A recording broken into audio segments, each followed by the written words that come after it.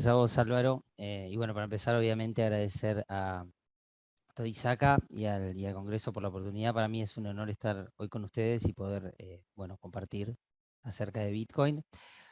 Voy a empezar por compartir mi pantalla.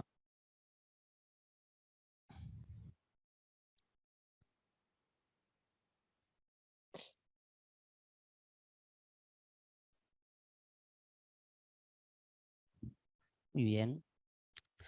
Bueno, como decía, agradecerles a todos por la invitación. La verdad que desde que trabajo en el área de Bitcoin, para mí siempre es importante compartir que yo creo que la mejor forma de explicarlo no es ir directo a lo técnico, porque seguramente cuando alguien escuchó de Internet por primera vez o del mail por primera vez, la mejor forma de explicárselo no es explicarle cómo funciona el protocolo TCP/IP o cómo funciona el protocolo SMTP, sino que, digamos, poder ir a los casos de uso más que directamente a lo técnico.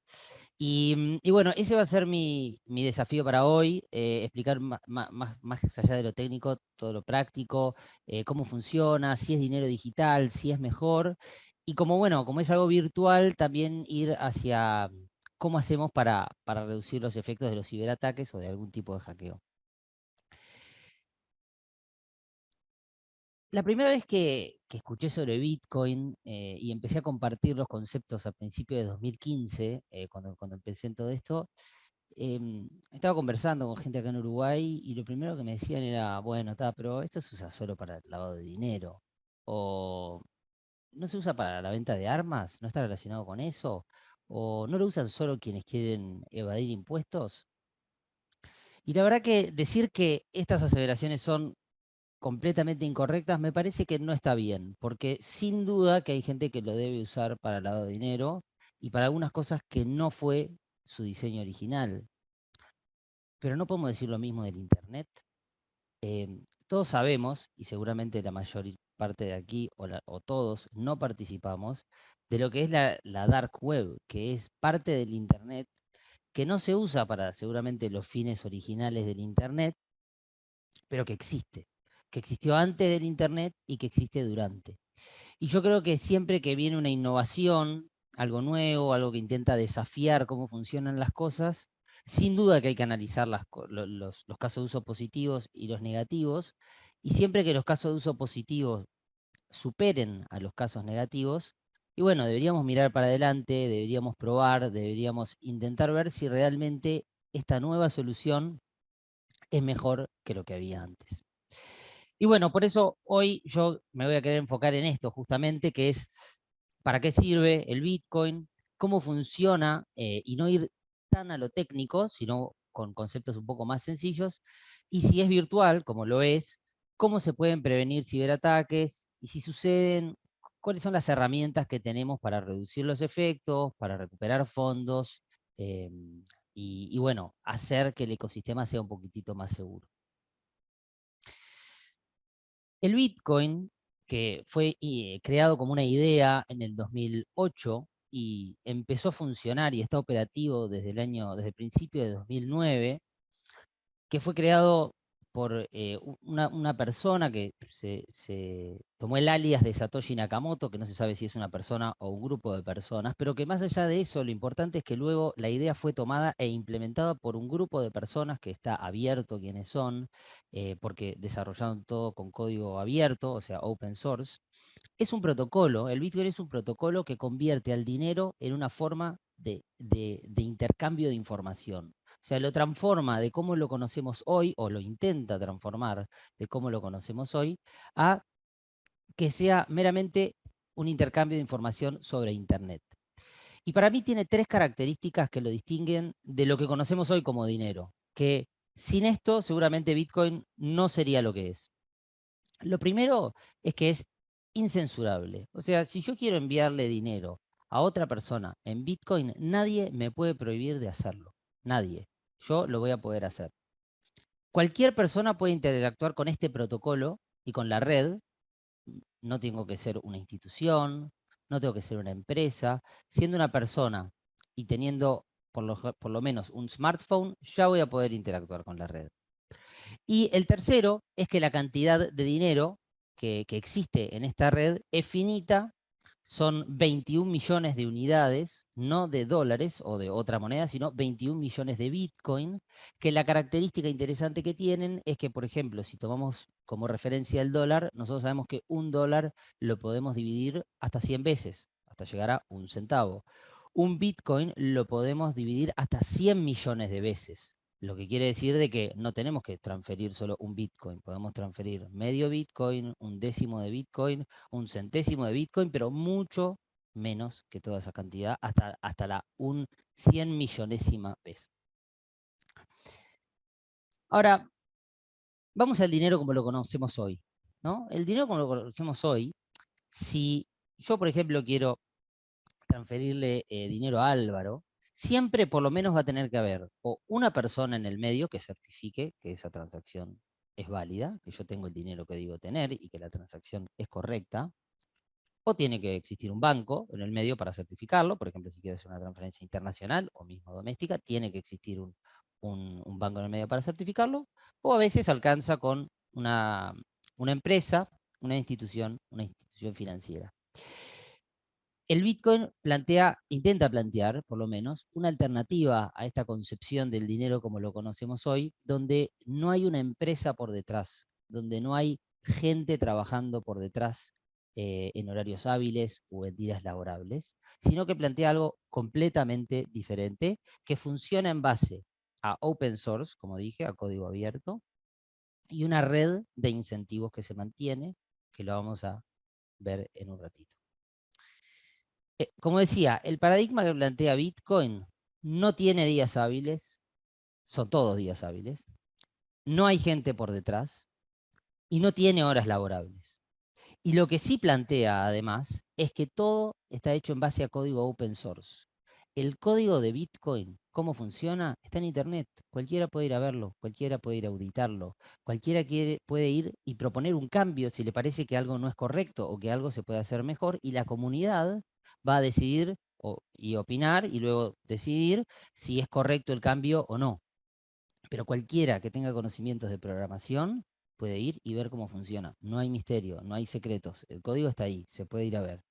Funciona también en base a algoritmos, como decía, que está dentro de ese código open source. Es una red que se mantiene en base a incentivos. Es verdad, no hay personas por detrás, no hay una empresa, pero hay ciertos incentivos que hacen que la red se mantenga. Si tengo un smartphone, ya me es suficiente para transaccionar en la red. Alcanza, no necesito más que eso. Puedo tener más, pero con un smartphone ya me debería ser suficiente para poder interactuar en la red. Y todo esto plantea la pregunta de si este es el dinero del Internet por todas digamos, estas características que acabo de definir. No hay días hábiles, no hay gente por detrás, no tiene horas laborables, funciona 24/7, 365, no tiene downtime, no tiene ningún momento en el que no esté operativo. Y además, es muy normal que alguien se plantee, bueno, pero algo que maneja dinero completamente descentralizado, que funciona con gente que no se conoce, en un protocolo con código nada más, gente que no está cerca, gente que no se comunica entre sí, puede funcionar porque parece medio caótico, es como raro. Y desde lejos puede sentirse así, pero si uno va a los detalles, y hoy vamos a ir un poquito a algún detalle, se puede dar cuenta que puede decir, bueno, este sistema capaz que tiene sentido y capaz que puede funcionar y capaz que desde el punto de vista matemático y criptográfico es un avance muy grande en base a muchos conceptos que ya teníamos. Y para explicarlo, cómo funciona realmente, voy a aunar en, digamos, tres conceptos importantes que en realidad son la base de todas las criptomonedas, porque además de Bitcoin hay otras criptomonedas, cada una con su característica, pero que todas comparten varias bases de estos tres conceptos, que son la confianza, un libro de registros y la criptografía. Con eso llegamos a lo que son las criptomonedas. Voy a ir por cada uno de estos conceptos, de vuelta intentando explicar con ejemplos sencillos, no muy técnicos, pero con ciertos tecnicismos que es verdad que son importantes. Vamos a uno de ellos, que es el libro de registros. Imagínense que yo tengo la necesidad de intercambiar con varios de mis amigos dinero. No importa si es mucho o poco, pero necesito hacerlo muchas veces durante, por ejemplo, un mes. Y capaz que si necesito hacerlo muchas veces durante un mes, con cash no es muy conveniente, sin duda. Y decimos, bueno, vamos a tener un libro de registros donde en cada línea va a decir, bueno, cuánto le pagó quién a quién. Entonces, por ejemplo, tenemos una que dice que Juan le pagó a Carlos 20, que Carlos le pagó a Ana 30 y que Ana me paga a mí 20. Lo importante es que a fin de mes saldemos las cuentas. Si yo puse más de lo que recibí, debería retirar un poco de dinero. Y si yo recibí más de lo que puse, digamos, en el pozo común, yo debería, si recibí más de lo que puse, debería poner un poco más de dinero. Y así llegamos a un protocolo que lo empezamos a definir, que es bien sencillo. Tenemos un libro de registros y cualquiera puede agregar líneas a él. Y al final del mes saldamos cuentas. Como dije, o tengo que poner más dinero o tengo que sacar más dinero. Pero acá es cuando entramos al segundo tema, que es las firmas digitales. ¿Cómo puedo saber que realmente Juan le pagó a Carlos 20 y que fue Juan quien lo escribió? En el mundo físico diríamos, bueno, por ejemplo, si Juan le pagó a Carlos 20, lo anota en el libro de registros y pone su firma. Carlos hará lo mismo con sus transacciones y Ana lo mismo. Pero no es muy seguro porque la firma física capaz que es fácil de replicar y yo capaz que puedo fácilmente replicar la firma de Carlos y poner que Carlos me pagó a mí muchas veces mucho dinero. Por lo tanto, capaz que no sería la mejor solución. Y ahí entramos al concepto justamente de firmas digitales, pasar de la firma física a las firmas digitales. Es un concepto que ya existe, que no lo está inventando el Bitcoin de por sí, y en el que cada persona, para generar una firma digital, tiene que tener una clave pública y una clave privada, ¿verdad? Son, digamos, una serie de caracteres donde la clave privada, como lo dice el nombre, es muy importante que mi clave privada solo la sepa yo y no lo sepan los demás. Y la clave pública, como dice el nombre, la puede saber cualquiera y está a disposición de cualquier persona que la quiera chequear. Mi clave pública se puede encontrar sin problemas, pero la clave privada no. La clave privada la tengo que tener solo yo. Y para hacer una firma digital, se tiene que usar una función, digamos, ¿no? Que tenga dos argumentos de entrada y se puede llegar a la firma como el resultado. Y esos dos argumentos son el mensaje que yo quiero firmar. Por ejemplo, Juan, en el caso anterior, cuando quiere mandarle dinero a alguien, va a firmar el mensaje ese de Juan le paga a Carlos 20, y para firmarlo va a usar su clave privada. Y eso le va a dar como resultado la firma digital.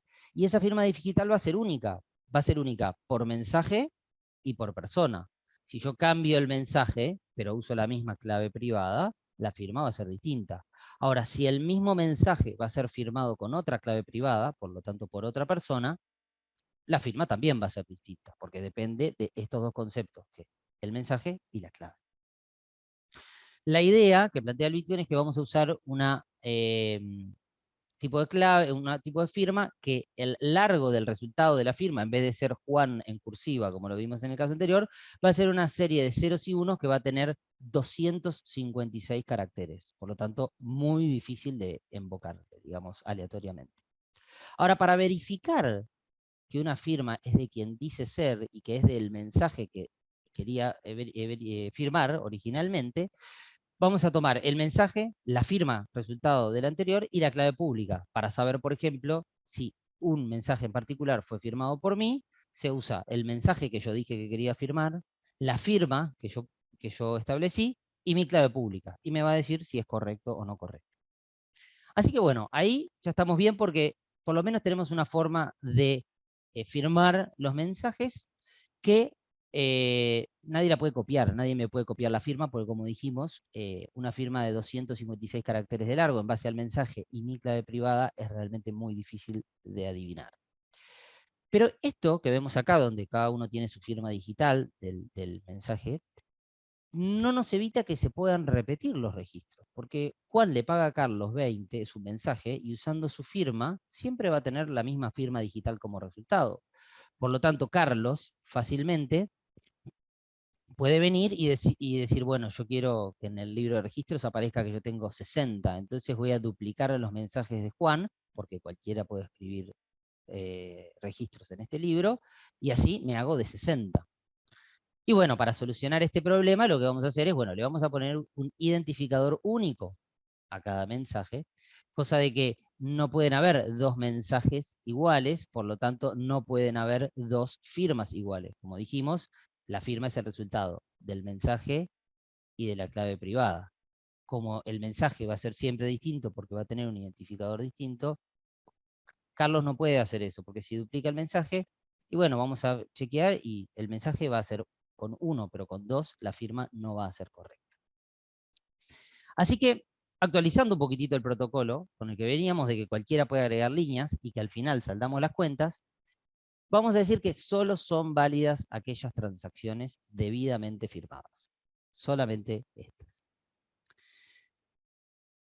Ahora, esto trae demasiada confianza, porque dijimos que al final del mes saldamos las cuentas. Y puede ser que yo puedo poner que le pago mucho a mucha gente, pero al final del mes desaparecer y no abonarle a la gente que yo dije que yo tenía que pagarle.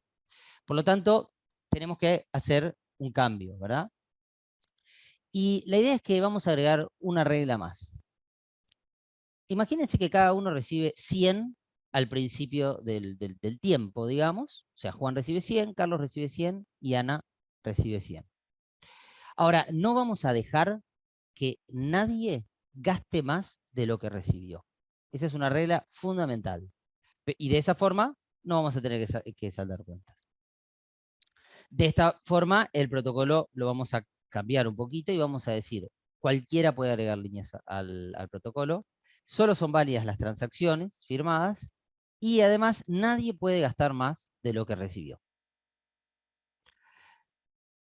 Ahora, digamos que Carlos va a poner que le paga a Juan 50, que le paga a Ana 50 y luego va a intentar poner que le paga 20 a mí. Esa transacción, como dijimos, va a ser inválida. Va a ser inválida porque Carlos solo había recibido 100, por lo tanto 120 no puede gastar. Y esa transacción va a ser tan inválida como que estuviera mal firmado.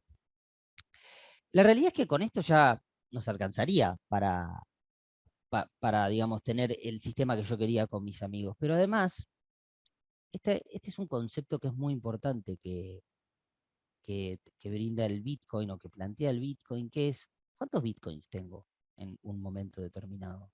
¿Cómo sé? Y bueno, la realidad es que la cantidad de Bitcoins o de dinero que tengo en este caso no es más que el resultado del histórico de las transacciones. O sea, Carlos en este momento, después de la transacción 6, no tendría más dinero porque él solo recibió 100 y gastó 2 veces 50. Ahora, yo tengo 100 todavía.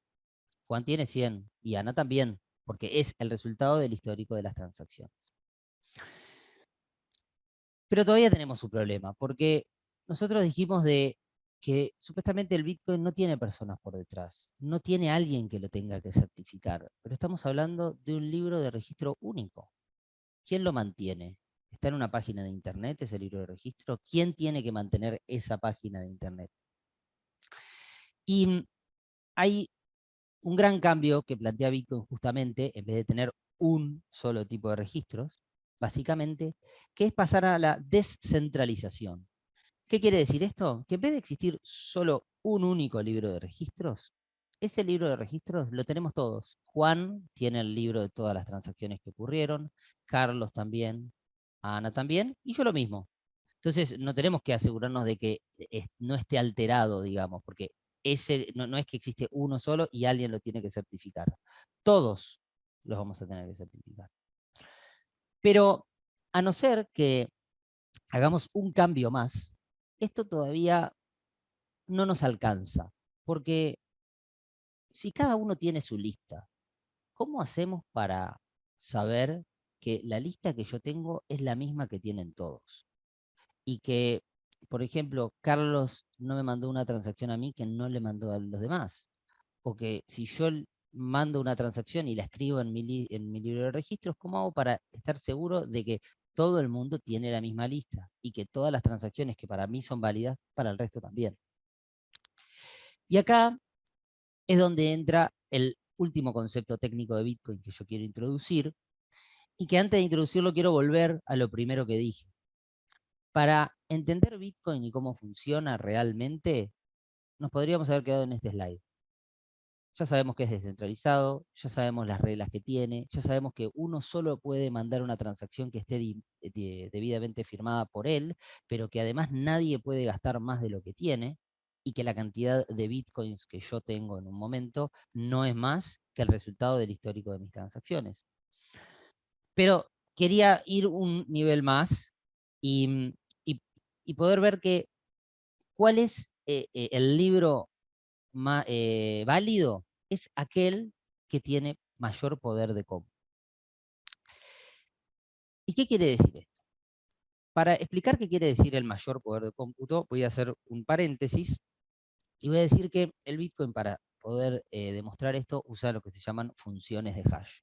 No es un concepto nuevo, es un concepto de la criptografía que está hace muchos años, y en particular la que usa el Bitcoin es SHA-256, que, volviendo al concepto de función, es una función que, dado una entrada, por ejemplo, este es un mensaje, el resultado va a ser único. Va a ser único y va a tener un largo de 256 caracteres, que está demostrado que hasta ahora nadie, aplicando esta función, puede ir desde el resultado al mensaje original. Y para también compartirlo, por ejemplo, SHA-256 es lo que se usa en la criptografía moderna, el protocolo, por ejemplo, HTTPS, que es cuando entramos a cualquier página web y dice que es segura, usa esta función. Y ahora que ya hablamos un poquito de SHA-256, imagínense el libro de registros, e imaginen que alguien dice, bueno, yo voy a agregar un número aleatorio debajo de este libro de registros, y que aplicándole a todo el mensaje, incluido este número, me va a dar, aplicándole a todo esto ya 256, una serie de 256 caracteres, donde los primeros 30 caracteres son ceros. ¿Qué tan difícil sería? ¿Qué tan difícil sería invocarle a este número mágico que me genera que al mensaje que tengo, aplicándole ya 256, me da un resultado con 30 ceros en el comienzo? Y bueno, sería 1 sobre 2 a la 30, que básicamente es 1 en 1000 millones. La chance de yo invocarle al número mágico este que tengo en verde para que me dé un SHA-256 del mensaje con 30 ceros de entrada, son 1 en 1000 millones. No me queda otra en realidad que ir probando uno a uno los números con el mensaje, aplicarle la función y ver si me da un resultado que los primeros 30 caracteres sean ceros.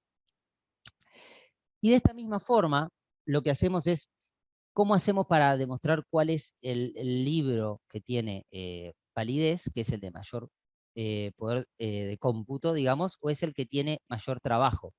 A lo que le llamamos en el slide anterior, esta demostración o esta forma de conseguir este número mágico, cuando lo podemos hacer, se le llama proof of work o prueba de trabajo, o sea, la demostración de que yo pude conseguir este número, que aplicándole el mensaje y a ese número ya 256 me da un resultado con 30 ceros en el comienzo.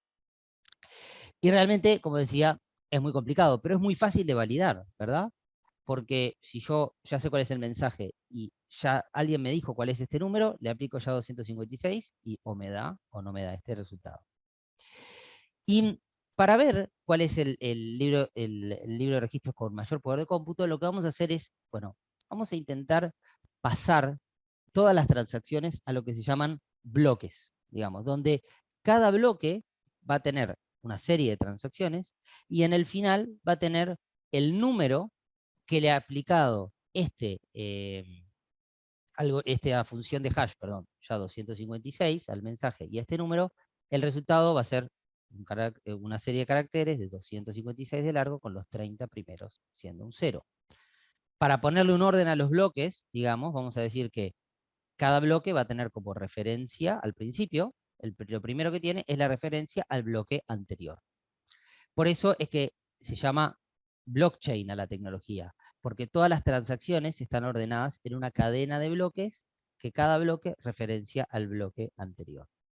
Y de la misma forma que una transacción es válida debido a todo el protocolo que habíamos establecido, un bloque es válido cuando tiene un proof of work válido, una prueba de trabajo válida. Por lo tanto, un número que aplicado al mensaje, un SHA-256, me da un resultado de 30 ceros en el comienzo.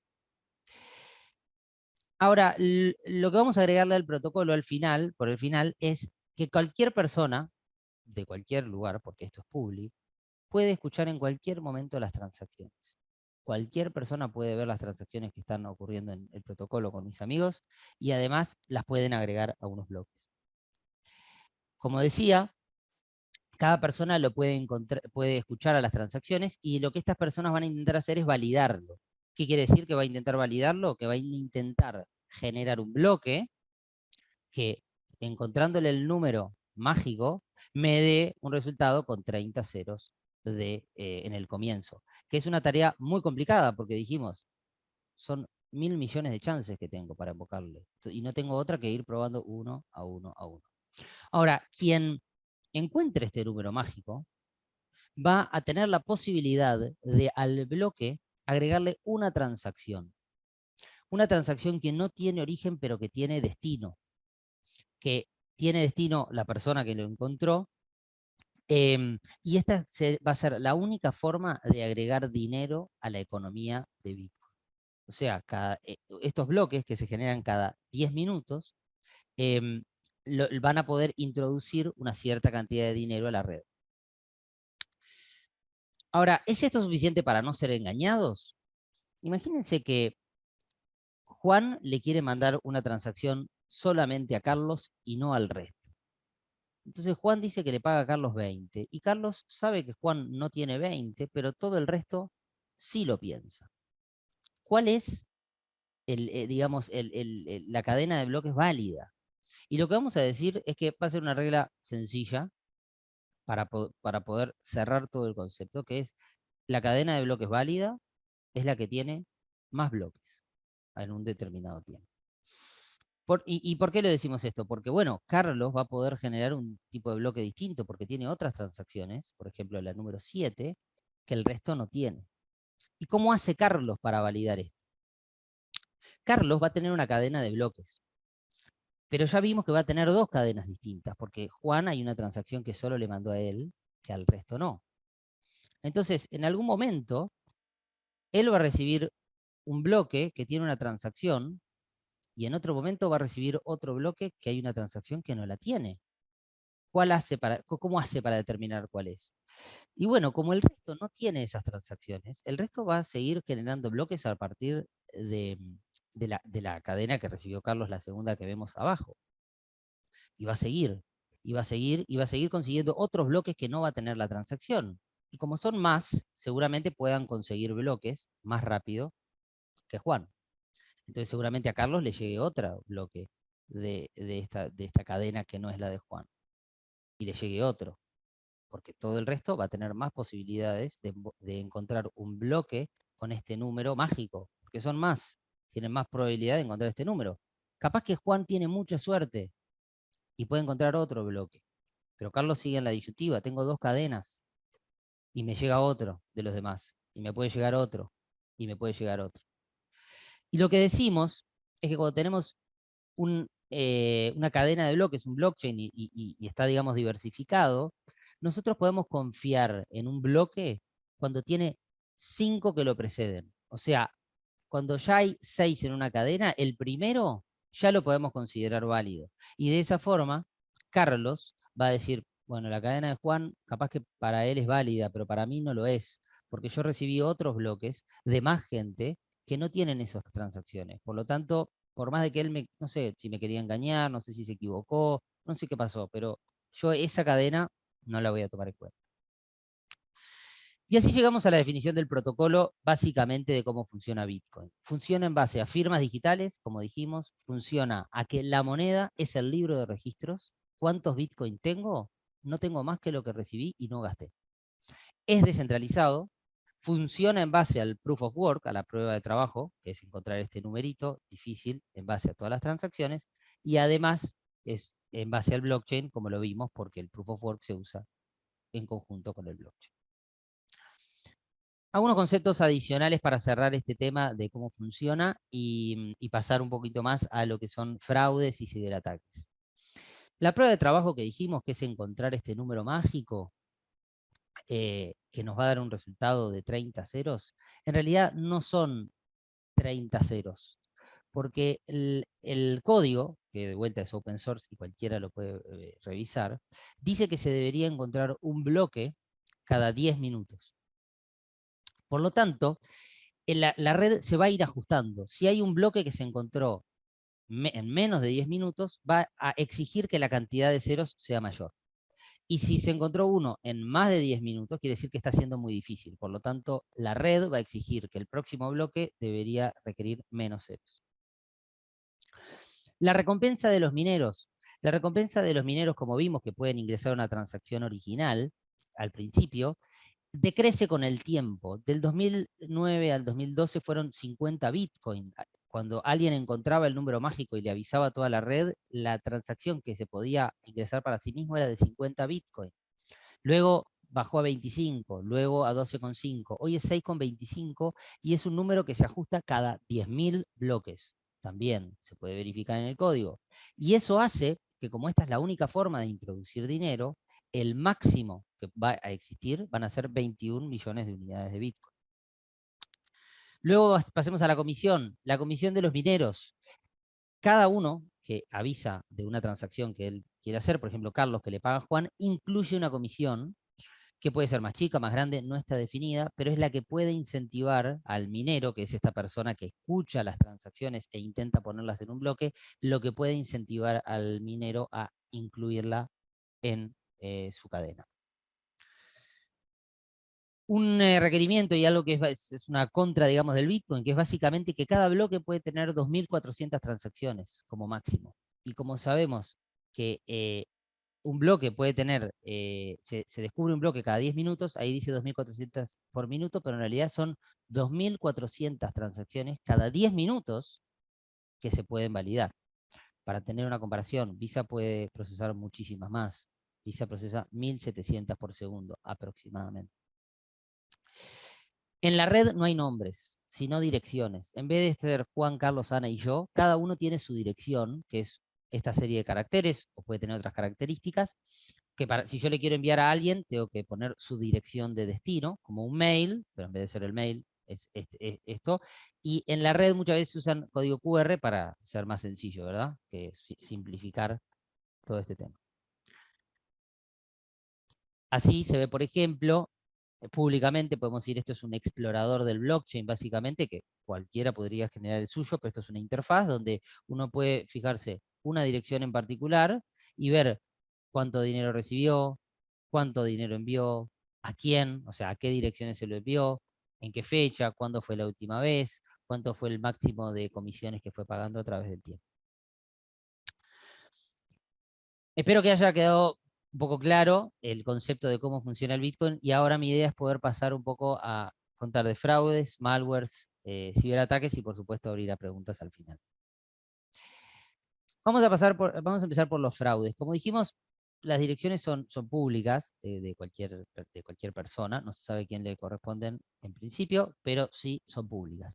Hay una página, por ejemplo, que se llama bitcoinabuse.com, en el cual uno puede o reportar una dirección como que es fraudulenta, quiere decir que se usó para algún tipo de fraude, o también puede verificar que esta haya sido reportada. Por ejemplo, acá vemos una dirección que se usó en un hackeo masivo en Twitter. No era tanto un hackeo, pero más que nada un fraude en el que se le pedía a gente que enviara bitcoins a esta dirección en particular y que luego la gente recibiría algo a cambio, que obviamente no sucedió.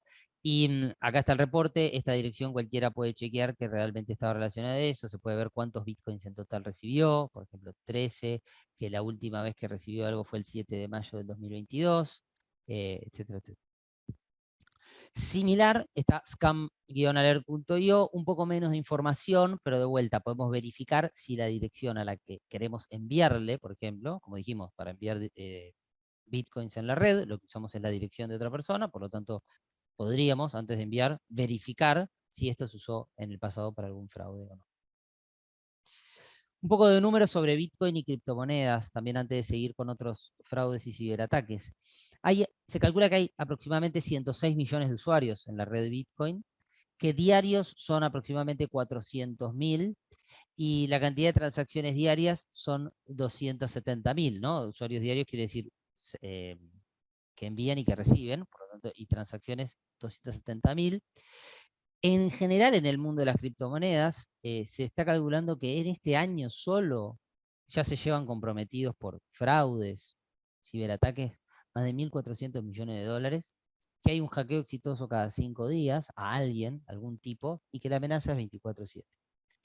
Y vamos a un malware muy común que existe hace mucho tiempo y que se te puede instalar en tu computadora o en tu dispositivo móvil, y que la única forma de contrarrestar o de darnos cuenta si lo tenemos o no es siempre asegurarnos muy bien que se vaya a enviar a una dirección Bitcoin, que esta es la correcta, que esta es la que el receptor del dinero me lo envió. ¿Por qué?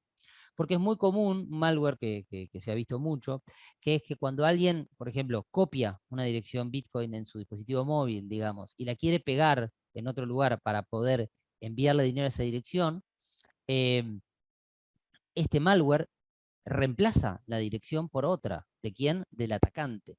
Y los bitcoins se terminan enviando al atacante y no al destinatario. Como cualquiera podría chequear antes de enviar que, no sé, la dirección, los detalles de una transferencia bancaria son correctos. Bueno, deberíamos chequear que la dirección a la que estamos enviando cuando pegamos algo en otra aplicación es exactamente la misma que nos pasaron.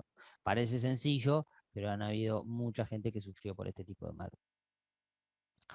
Y ahora vamos a la parte de ciberataques. Como dijimos, para enviar dinero y agregar un registro al libro de registros, se necesita firmar digamos, la línea, ¿no? Se necesita firmar lo que uno está escribiendo en el libro de registro con una firma digital. Y para hacerlo se hace teniendo la clave privada de uno, como también lo vimos hace un ratito. Y uno podría tener su clave privada e instalarse un cliente de la red Bitcoin y hacer todas las transacciones desde digamos, su propio dispositivo, pero existen muchas instituciones que en realidad lo que hacen es simplifican toda la dificultad y lo llevan más a la capa de aplicación, digamos, y uno le cede la clave privada a estas instituciones para que ellos se lo guarden y simplemente interactúa con la red sin tener que encargarse de mantener su clave privada y su clave pública, y ellos se intentan asegurar de que esas claves privadas no sean robadas, porque si esas claves privadas son robadas, son las que permiten firmar los mensajes de las personas quienes están guardando allí sus bitcoins. Bitfinex es un caso de estas instituciones, es una casa virtual de cambio muy grande. En el año 2017 se le robaron aproximadamente 120.000 bitcoins. No estamos hablando de 120.000 dólares, sino de 120.000 bitcoins. Este año, el Departamento de Justicia de Estados Unidos logró dar con los atacantes y todos los bitcoins fueron recuperados. ¿Qué quiere decir? Que bueno, hoy en día el Departamento de Justicia de los Estados Unidos es uno de los mayores poseedores de bitcoins en realidad, porque son ellos quienes los recuperaron. Se siguieron diferentes estrategias para seguir los fondos en el blockchain, en la cadena de bloques, que algunas de ellas las vamos a hablar ahora. Un caso similar, también muy grande y muy llamativo, es el hackeo de una casa de cambio virtual que se llamaba Mt. Gox en el año 2014, que se robaron 850.000 bitcoins. O sea, ¿qué quiere decir? De nuevo, tuvieron acceso a las claves privadas de los usuarios y de esa forma pudieron transferir los bitcoins de esas personas. Hasta este momento el 25% ya fue posible de recuperar. De vuelta, gracias a direcciones que fueron asociadas a las direcciones que se usaron en el hackeo. ¿Por qué? Porque es todo público, por lo tanto, cuando alguien envió esos bitcoins a otro lugar, se sabe a qué lugar es, porque es una dirección bitcoin que es pública, y la transacción es pública también. Entonces no hay misterio en el sentido de a dónde fue y a qué dirección fue. Se puede seguir siempre el rastro de esa transacción.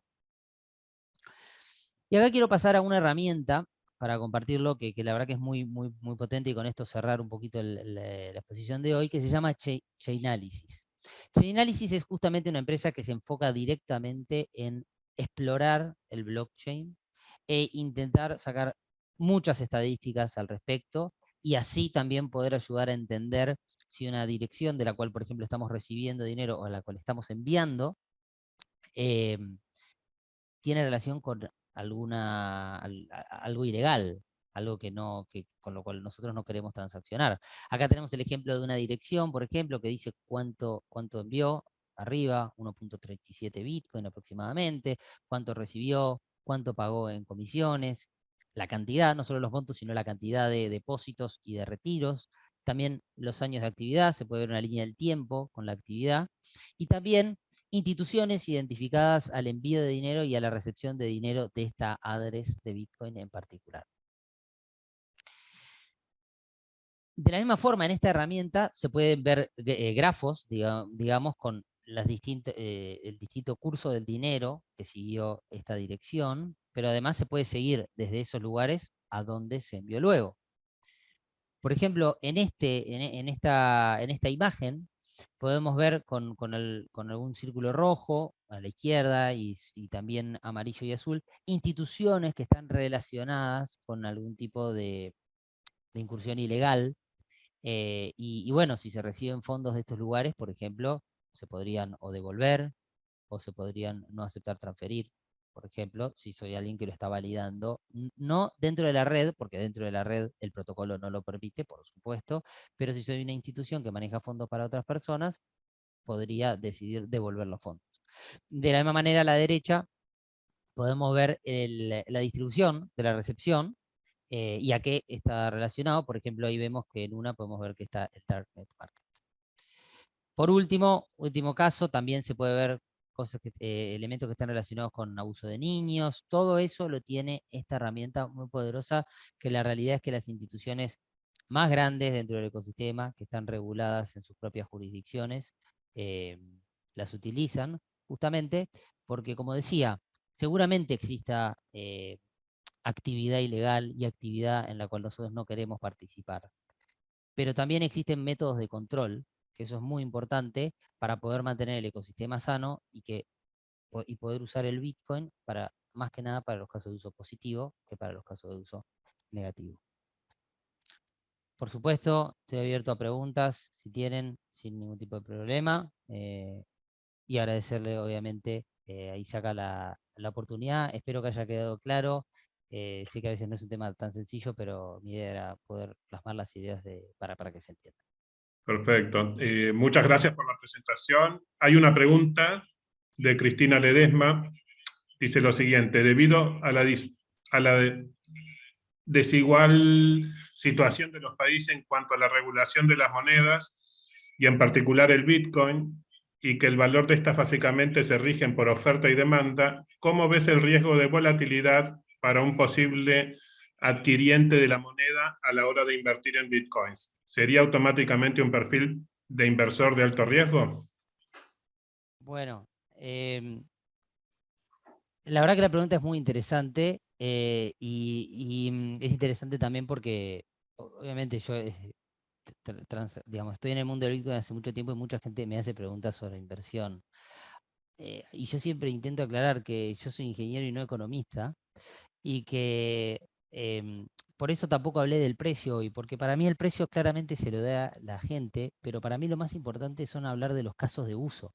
El precio luego se va a ir determinando, por supuesto que solo se determina por oferta y demanda, y que se regule en ciertos países no va a hacer que eso cambie, lo único que va a establecer son las reglas con las cuales se puede interactuar con el sistema, pero el sistema va a seguir siendo descentralizado, va a seguir manejándose así. Em, Uno siempre dice que en lo que no conoce o si lo ve como algo riesgoso, no ponga más dinero que el que está dispuesto a perder, eso está claro, pero de vuelta, yo me quiero enfocar a para qué sirve. Y realmente para qué sirve es para que alguien que hoy no tiene acceso, por ejemplo, al sistema bancario o quiere hacer una transacción internacional un sábado, por ejemplo, con esto lo puede hacer. No importa cuánto vale, porque lo puede comprar en el momento, hacer la transacción y a la persona que llegue lo puede vender en el momento a otra moneda y es independiente de cuánto vale, porque por más de que existe volatilidad y que a través del tiempo se ha demostrado que la volatilidad solo está bajando, no está aumentando, la volatilidad está bajando, eh, ya permite generar ese caso de uso y de que alguien pueda hacer esa transacción. Espero que haya quedado clara la respuesta. Perfecto. A ver, hay otra pregunta que se salió aquí, la última. Con lo que nos explicaste y en base a tu experiencia por su arquitectura y diseño, ¿le ves más riesgos que a una transacción bancaria común? Natacha Martínez te pregunta. Si le veo más riesgos, no particularmente. No particularmente. Creo que tiene muchas ventajas, más allá de ser cuasi instantáneo y de funcionar 24/7. Eh, eh, Han habido muchos casos y siguen habiendo de gente que intenta transaccionar con transferencias bancarias internacionales, donde al final las transacciones son fraudulentas. Tengo la suerte, por lo menos hasta el momento, de no haber tenido ninguna de las dos, ni bancarias ni Bitcoin, que hayan sido fraudulentas, pero conozco gente que tuvo transacciones fraudulentas de banco y no de Bitcoin y viceversa. No creo que habilite esto más que lo otro. Perfecto. Bueno, más que agradecerte. Muchas gracias, Simón, por tu presentación de Bitcoins. Has aclarado muchos puntos y muchísimas gracias. A ustedes por la oportunidad.